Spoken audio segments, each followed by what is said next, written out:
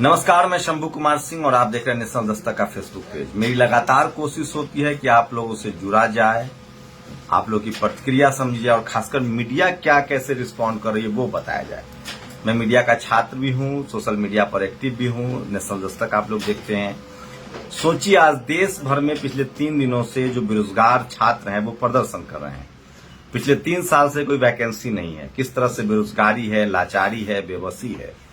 कब तक आप किसी को धर्म के नाम पर, रील के नाम पर आप बहकाएंगे। अब लोग बेरोजगार हो गए। 2-3 चीजें हैं जो मैं जानना चाहता हूं। पहला सवाल, क्या इस सरकार में बैठे लोग ऐसे हैं जो कभी किसानों को, कभी मुसलमानों को, कभी युवाओं से पंगा पालते हैं? क्या इनको वोट की चिंता नहीं है? ज्यादातर बहुजन समाज के लोगों का मानना है कि ईवीएम से चुनाव जीत के आते हैं, इसलिए इनको वोट की चिंता नहीं है। दूसरा सवाल, एक आज मेरी बातचीत में खुशबू श्रीवास्तव उन्होंने कहा कि ये आरएसएस बीजेपी की 2024 नहीं 2030 की प्लानिंग है, 2029 की प्लानिंग है। मैंने कहा क्या? तो वो चाहते हैं कि 4 साल की ट्रेनिंग देने के बाद उनको माइंडसेट उनका डाइवर्ट किया जाए और उसको बाद में आरएसएस और बीजेपी के लिए कैडर के रूप में काम करवाया जाए और देश में लगभग कॉन्स्टिट्यूशन को खत्म कर दिया जाए। ये बहुत ही चौंकाने वाला और सनसनीखेज है। अब बात मीडिया की। आज टेलीविजन ने कल इस खबर को दबाया, एक दिन पहले भी दबाया, जो उनको आदत है। उसके बाद खबर दबी नहीं और पूरे देश में फैल गई सोशल मीडिया के जरिए। उसके बाद आज टीवी ने शुरू कर दिया कि ये उपद्रवी हैं, देशद्रोही हैं, विद्रोही हैं, ये सामान जलाते हैं। सामान जलाने, हिंसा का तो मैं विरोधी हूं। ट्रेनें नहीं जलानी चाहिए, सरकारी संपत्तियों का नुकसान नहीं होना चाहिए, लेकिन इसका विरोध वही लोग करें जो कल तक सरकार के सार्वजनिक संपत्ति, राष्ट्रीय संपत्ति के बेचने के विरोधी हैं। क्या इस देश की मीडिया ने प्रधानमंत्री से कोई सवाल पूछा? क्या इस देश की मीडिया ने आज तक कभी कोई प्रेस कॉन्फ्रेंस के लिए प्रधानमंत्री को कहा? सवाल है कि इस तरह की नीति कौन बनाता है। सवाल है कि आप सिर्फ जवानों को ही 4 साल क्यों रखना चाहते हैं, अधिकारियों की नौकरी परमानेंट क्यों है? लोग कह रहे हैं संसद क्यों परमानेंट है, सांसद क्यों परमानेंट है? एक आदमी एक ही बार चुनाव लड़े। नेता वीर बनाइए, डॉक्टर वीर बनाइए, इंजीनियर वीर बनाइए। ये वो तमाम सवाल हैं जो सोशल मीडिया पर उठ रहा है। आखिर ये कौन लोग हैं जो जवान की भर्ती होती है? मैं फिर कह रहा हूं, इस देश में सालों साल किसानों को, मजदूरों को, पिछड़ों को, दलितों को, आदिवासियों को पढ़ने नहीं दिया गया। उनकी पहली नस्लें स्कूल कॉलेज पहुंच रही है।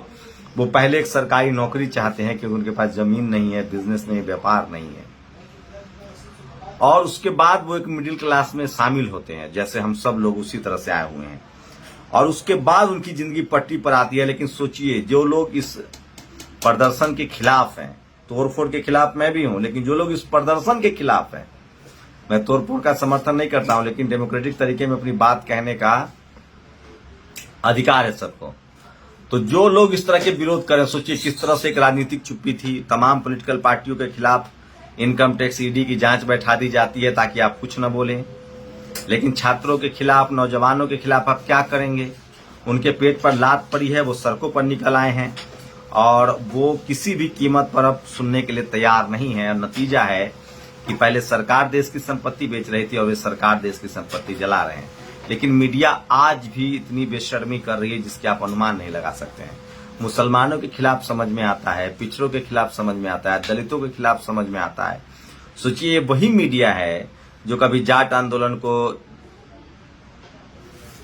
बेकार आंदोलन कहती है, गुर्जरों को बेकार कहती है, शेड्यूल कास्ट को बेकार कहती है, मुसलमानों को तो आतंकवादी कहती है।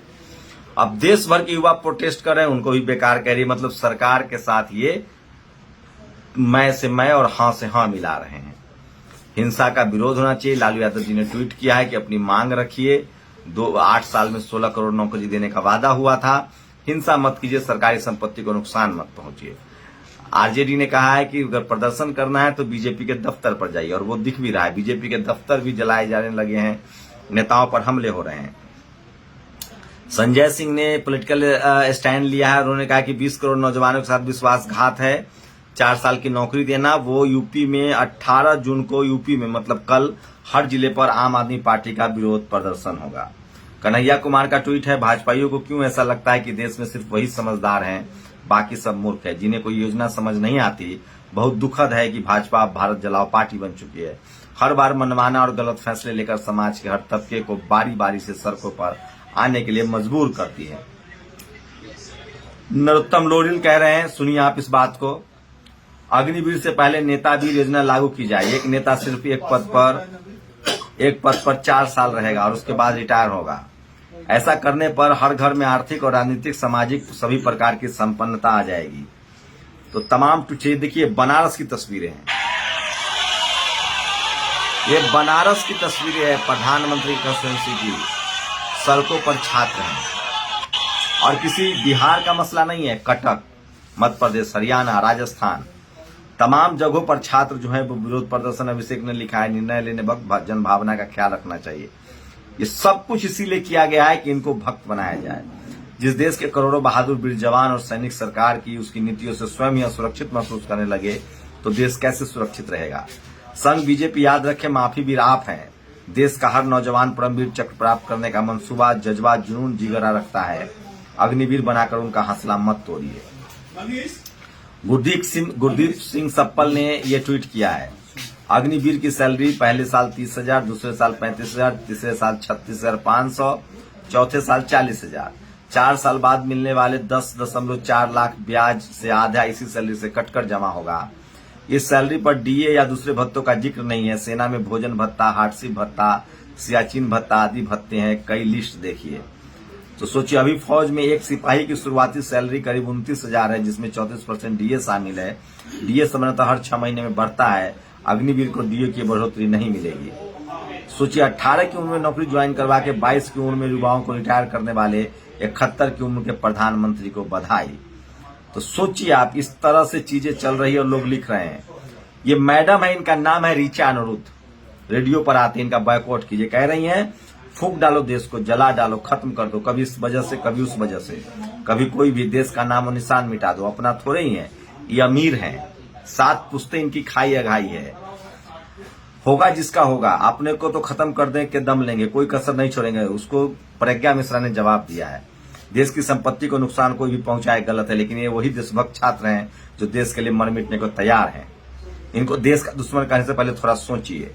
आप जैसे सीनियर जर्नलिस्ट अगर इनकी बात उठाते, सरकार से इनकी परेशानी बताते, अपना कर्तव्य निभाते तो ये शायद न होता। इस महिला ने सबसे ज्यादा, ये संघी महिला है, ये पत्रकार, ये अभी जब राष्ट्रीय संपत्ति बेची जा रही थी अंबानी अडानी को, प्राइवेटाइज किया जा रहा था, तब ये लोग नहीं बोलते हैं क्योंकि दलितों का रिजर्वेशन खत्म करना है, पिछड़ों का रिजर्वेशन खत्म करना है। सबसे ज्यादा ब्राह्मण समाज के लोग इस आंदोलन के खिलाफ हैं। मैं नाम लेके बता रहा हूं, आपको दिखाऊंगा। पुलिस बल मजिस्ट्रेट के बाहर तैनात, पुलिस बल मस्जिदों के बाहर तैनात थी और जलाया स्टेशन और ट्रेन को जा रहा था। तारिक अनवर चंपारनी। कल मीडिया कह रही थी कि जुम्मे के बाद विद्रोह होगा। प्रोफेसर राकेश सिन्हा एमपी, कुछ लोगों को भारत की सेना पसंद नहीं है। सोचिए, ये मेंबर ऑफ पार्लियामेंट है, भारत की सेना से किसको प्रॉब्लम है? लोग तो सेना में नौकरी करने के लिए कह रहे हैं। बीजेपी सांसद वरुण गांधी ने भी छात्रों के आंदोलन को समर्थन किया। ये देखिए, बीजेपी दफ्तर को जला दिया गया है।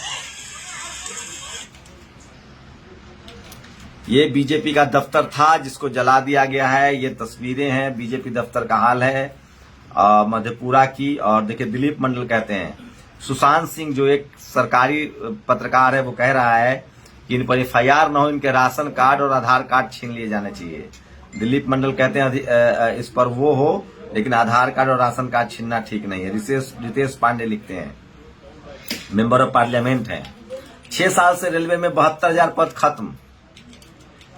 केंद्र सरकार में 30 लाख पद खाली। सरकारी कंपनियों को दनादन बिक्री। खेती से बड़ी लागत से कमतर न्यूनतम समर्थन मूल्य। महंगाई ऐतिहासिक स्तर पर। ढेर सारे पदों को ठेके पर दिया गया। अब कथित अग्निपथ इरादा क्या है सरकार जी? जयंत सिंह ने कहा है, मेंबर ऑफ पार्लियामेंट, अपने घर को मत उजाड़ो नौजवानों। धैर्य, तपस्या और विश्वास के बिना आंदोलन रचना संभव होता है। विरोध करना आपका हक है, लेकिन कानून और मर्यादा के दायरे में रहकर। मीडिया इन लोगों को उपद्रवी कह रही है, लेकिन सरकार से सवाल नहीं पूछ रही है। और ये देखिए, ये तमाम सोशल मीडिया पर जो वीडियो वायरल है, कारण कुछ भी हो पर यह तरीका सही नहीं। अपनी बात कहने के लिए गांधी का हिंसक तरीका पर उपयोग होना चाहिए। सोचिए, ये सरकार 1 साल तक किसान सड़कों पर बैठे हुए थे, उनसे बात करने तक की फुर्सत नहीं थी। छात्रों को ये जो छात्रों की स्थिति है, ये बहुत ही खतरनाक है और देश को आग में धकेल दिया गया है। सोचिए, इससे कहते हैं काम के प्रति लगाव। भर्ती होने से पहले ही अग्निवीरों ने लगा दिया। इस तरह का तंज भी कर रहे हैं लोग छात्रों पर। और सरकार कृषि कानूनों से फायदा है, किसान हमें फायदा नहीं चाहिए। सरकार नई शिक्षित से फायदा है, छात्र फायदा नहीं चाहिए। तो तमाम ऐसे ट्वीट्स हैं। सुमित चौहान, मोदी जी सरकार में भी ठेकेदारी लागू कर दीजिए, ठेके पर पीएम बनाओ, ठेके पर मंत्री, ठेके पर राष्ट्रपति। सुप्रीम कोर्ट, हाई कोर्ट में भी ठेके पर ही जज नियुक्त करो। आरबीआई निदेशक से लेकर इसरो चेयरमैन तक सब ठेके पर रखिए। आप ही कर रहे हैं ठेकेदारी, बहुत अच्छी है तो सब जगह लागू कर दो। और दिलीप मंडल लिखते हैं, आपने 8 साल में लाखों प्रेत यानी जॉम्बी बनाए, इसलिए लिंचिंग कराई, दंगा कराया, ट्रोलिंग कराई। अब भी आपके पीछे आ रहे हैं। ये चरम बेरोजगारी वाले प्रदेशों का दंगा है। यहाँ सरकारी नौकरियों के लिए स्थायी रोजगार है। सरकार ने इस 8 साल में रोजगार पर चाकू चला रखा है। विजिता सिंह लिखते हैं, एटलीस्ट करेक्ट स्पेलिंग टू बता दो। अग्निपथ और अग्निपथ लिखने में सरकारी और एडवर्टीजमेंट में अंतर है। अरुण यादव बीजेपी का नेता लिख रहा है, मोदी जी जल्द रेगुलर भर्ती का नोटिफिकेशन जारी कर दीजिए। अग्निवीरों और पत्थर वीरों में तुरंत फर्क पता चल जाएगा। अगर समान भर्तियां निरंतर होती रहती और अग्निपथ के वैकल्पिक व्यवस्था के तौर पर सरकार ले आती तो इतना बवाल न होता। 3 वर्षों से भर्ती रुकी हुई है, इसलिए छात्र की उम्र खत्म हो रही, इसलिए वो लोग गुस्से में हैं। ये तमाम सवाल है जिसको एड्रेस करना बहुत जरूरी है। और ये देखिए, जिन्होंने ट्रेन फूंक डाले उनका युवा लिखा जाता है मुसलमान के उपद्रवी। सोचिए, मीडिया वाले अभी भी इस आंदोलन के खिलाफ है, उसके बाद भी मुस्लिम नाराज हैं। मुल्क के हुक्मरानों ने पहले हिंदू मुस्लिम मंदिर मस्जिद करके लिटमस टेस्ट किया। रिजल्ट में पाया कि नौजवानों को इसमें मजा आ रहा है। उधर शिक्षा, खेती, बैंक, रेलवे, सरकारी संपत्ति, सरकारी नौकरी सब बेचकर ठेके पर दिया। सेना भर्ती ठेके पर करने के बाद ही नौजवान भड़क गए। लक्ष्मण यादव, पटना में स्थिति बहुत खराब है, स्टेशन पर लोग फंसे हुए हैं। सरकार से कोई अभी भी सवाल नहीं पूछा जा रहा है मीडिया के जरिए।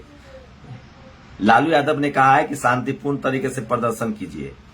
और ये है मैडम, नाम है इनका सुनंदा वशिष्ठ, खाए अघाए 3 पीढ़ी से। कहते हैं कि जो युवा 18 साल की उम्र में ही पेंशन की सोचे उसमें क्या काबिलियत होगी। इसको कहा 18 year old should not worry about the pension because. इस मैडम से पूछिए कि अधिकारी जो बनते हैं जिनकी लाखों सैलरी, उनको क्यों पेंशन चाहिए।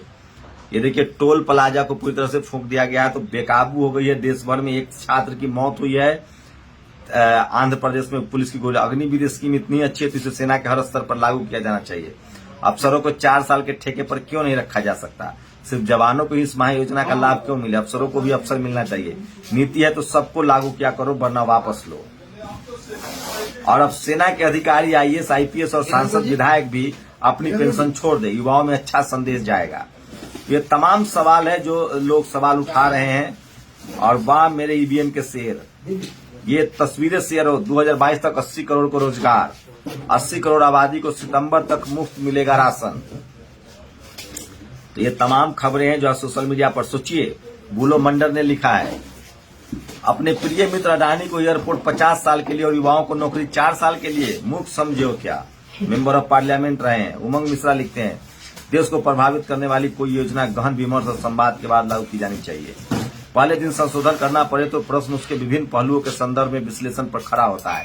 ऐसे में योजना की विश्वसनीयता प्रभावित होती है। लोकतंत्र में मैंडेट माइंड वाली कार्यप्रणाली के जोखिम है। सोचिए, सरकार पहले ही दिन में योजना में संशोधन कर दिया गया है। मधेपुरा में भी बीजेपी दफ्तर को फूंक दिया गया है। और सेना में अफसरों के लिए अग्निवीर स्कीम क्यों नहीं है। क्या 4 साल की अग्निपथ सर्विस के बाद वे अपनी लड़ाई के लिए अपने लिए कोई काम धंधा नहीं ढूंढ पाएंगे। अच्छी योजना अच्छी है तो अफसरों को उसके लाभ से क्यों वंचित रखा जा रहा है। और भीमा कोरेगांव के मामले में खुलासा हुआ है कि सरकार ने ये सब प्लान करवाए थे, महाराष्ट्र सरकार ने। पूरा देश जल रहा है, प्रधानमंत्री कहाँ है, वो प्रचार कर रहे थे कल। और बीजेपी के विधायक विनय बिहारी की गाड़ी पर हमला हुआ, ये भी तस्वीरें हैं।